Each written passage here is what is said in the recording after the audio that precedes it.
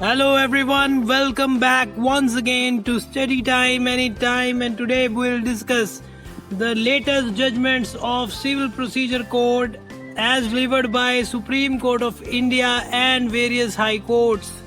So let's start. First judgment is related to section 9 of CPC, Bar of Jurisdiction of Civil Court.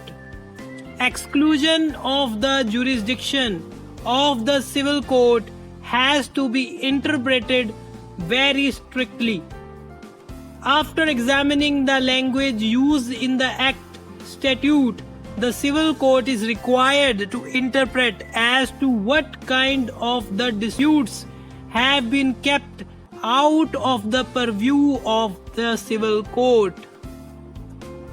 Second judgment relates to section 11, that is res judicata.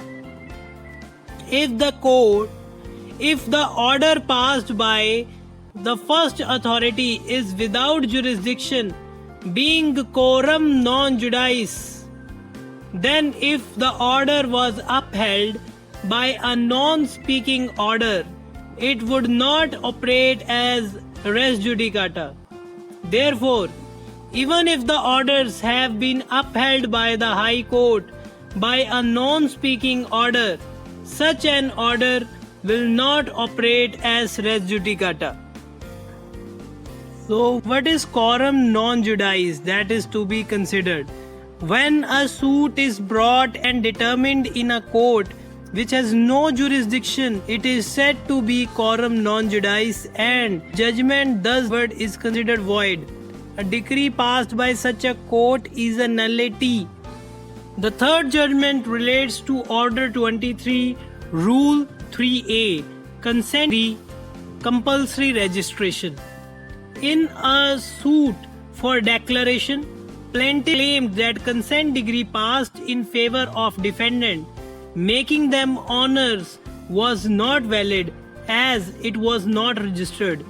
Held, when registration of an instrument as required by section 17 subsection 1 clause B is specifically excluded by section 17 subsection 2 clause 6 by providing that nothing in the clause B and C of subsection 1 applies to any decree or order of the court, then the compromise decree does not require registration.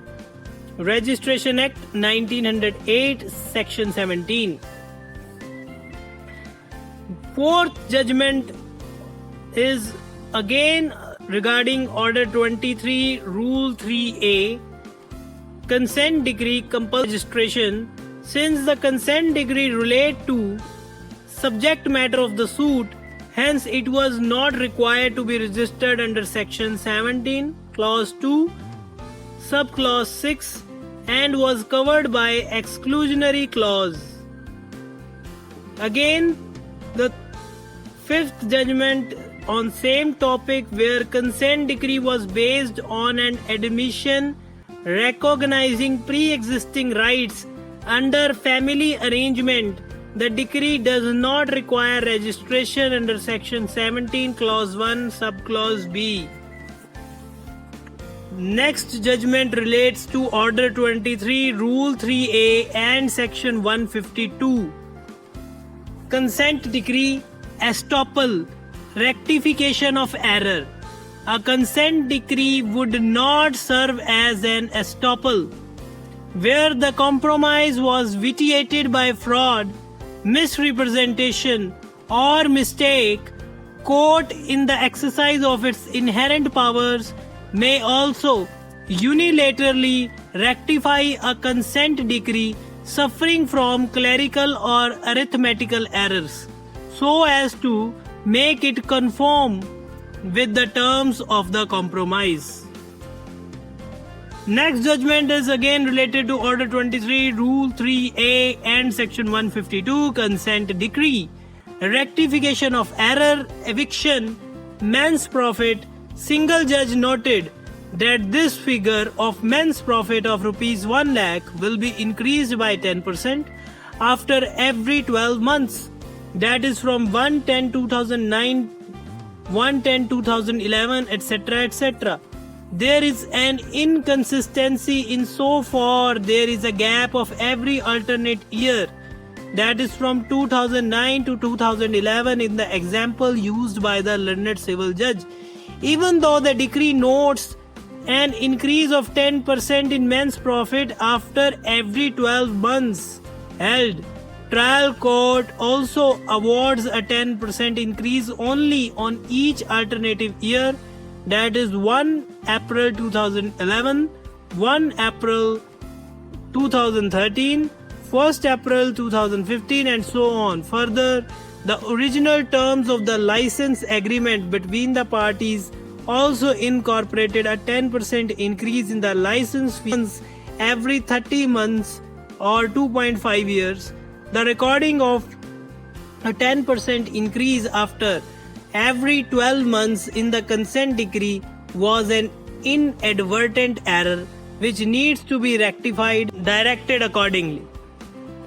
Last judgment in the month of May 2021 relates to section 24, transfer petition, suit for partition.